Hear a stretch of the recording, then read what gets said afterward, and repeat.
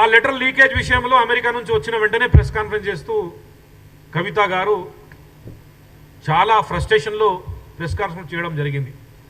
దానికి రిప్లై ఇస్తూ కేటీఆర్ గారు నిన్న మాట్లాడినారు. ఇది పార్టీ అంతర్గత విషయాలు, పార్టీలో డెమోక్రసీ ఉంది, అందరికీ రాతపూరికంగా చెప్పుకోనికి రాయనికి అందరికీ అవకాశాలు ఉన్నాయి, అది వాళ్ళ అంతర్గత విషయం అని చెప్పడం జరిగింది. కానీ ఫ్యాక్ట్ అనేది ఇది లీడర్షిప్ స్ట్రగుల్. ఎవరు రాబోయే రోజులలో ఈ పార్టీకి లీడర్ ఉంటారు, వాళ్ళు ఈ వేలాది కోట్ల ఆస్తికి ఎంజాయ్ చేయొచ్చు. ఈ దాను గొడవ నడుస్తుంది. ఇప్పుడు పవర్లో లేరు. ఇప్పుడు పవర్లో లేనప్పుడు ఈ పార్టీకి హెడ్ ఎవరు కావాలి, పార్టీకి లీడర్ ఎవరు కావాలి అనే గొడవలో హరీష్ రావు గారు బయటికి రావడం, కేసీఆర్ గారు ఫామ్ హౌస్లో సైలెంట్ ఉండడం, కవిత గారు లెటర్ రాయడం, దానికి రిప్లై ఇస్తూ కేటీఆర్ గారు ప్రెస్ మీట్ చేయడం, ఇవన్నీ చూసుకుంటే ఈ కార్పొరేట్ కంపెనీకి హూ ఇస్ ది ఎంపైర్, ఇంత పెద్ద ఎంపైర్కి ఎవరు సిఇఓ? ఈ బీఆర్ఎస్ పార్టీ ఒక కార్పొరేట్ కంపెనీ లాగా తయారైంది. ఎందుకంటే కార్పొరేట్ ఫండ్స్ వచ్చినాయి, దీనికి వేలాది కోట్ల రూపాయల ఫండ్స్ ఉన్నాయి. కొందరికి ఐటీ కంపెనీలలో షేర్స్ ఉన్నాయి, షెల్ కంపెనీస్ ఉన్నాయి, బేనామీలు ఉన్నాయి.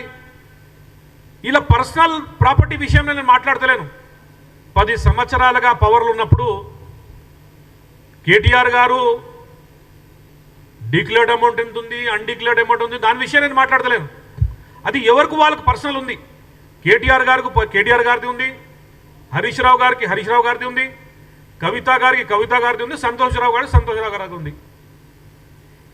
ఇవన్నీ వాళ్ళ పర్సనల్ పక్కకు పెట్టేసి ఈ రాష్ట్రంలో బీఆర్ఎస్ పార్టీకి ఎవరు సీఈఓ అవుతారు, ఎవరు ఈ కార్పొరేట్ కంపెనీకి సీఈఓ అయ్యి పార్టీకి ఎవరు నడుపుతారు, వాళ్ళే దీనికి ఎంజాయ్ చేయొచ్చు అనే విషయంలో ఈ గొడవలు జరుగుతున్నాయి. దీనికి సంబంధించి ఎందుకంటే ఈ తెలంగాణ రాష్ట్ర ప్రజల పైసలు 10 సంవత్సరాలుగా బీఆర్ఎస్ పార్టీ పవర్లో ఉండి కరప్షన్ చేస్తూ లూటీ చేసిన పైసలు ఉన్నాయి. దీనికి ప్రాపర్ అకౌంటబిలిటీ ఉండాలి. దాని విషయంలో కాంగ్రెస్ పార్టీ ప్రాపర్ అకౌంటబుల్ ఉండాలని చెబుతూ తెలంగాణ రాష్ట్ర ప్రజల పైసలు, తెలంగాణ రాష్ట్ర ప్రజలు కూడా దీనికి అకౌంటబిలిటీ కావాలని కోరుకుంటూ, ఒకవైపు కాంగ్రెస్ పార్టీ మంచి సంక్షేమ కార్యక్రమాలతో ముందుకెళ్తుంటే, ఒక మంచి గవర్నెన్స్ ఇస్తూ అన్నీ అకౌంటబుల్గా చేస్తూ అన్ని విషయాలుగా ప్రజల గురించి ఆలోచిస్తూ ముందుకెళ్తుంటే మైండ్ డైవర్షన్ గేమ్గా అపోజిషన్ పార్టీ కాంగ్రెస్ పార్టీ మీద బురద జల్లుతుంది.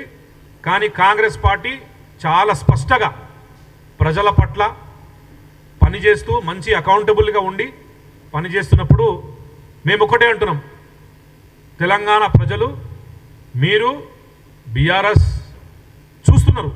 10 సంవత్సరాలు సంపాదించుకున్న పార్టీ ద్వారా వచ్చిన ఫండ్స్, ఆ ఇల్లీగల్ ఫండ్స్, లీగల్ ఫండ్స్ అన్నీ దాని విషయంలో ఈ లీడర్షిప్ గొడవ నడుస్తుంది. రాబోయే రోజుల్లో కూడా వీళ్ళకి అవకాశం దొరికితే ఇలాగానే లూటీ జరుగుతుంది అని చెప్తూ మీరు కూడా వాళ్ళకి బుద్ధి చెప్పాలని నేను ముగిస్తున్నాను. Subscribe us and press the bell icon for more interesting updates.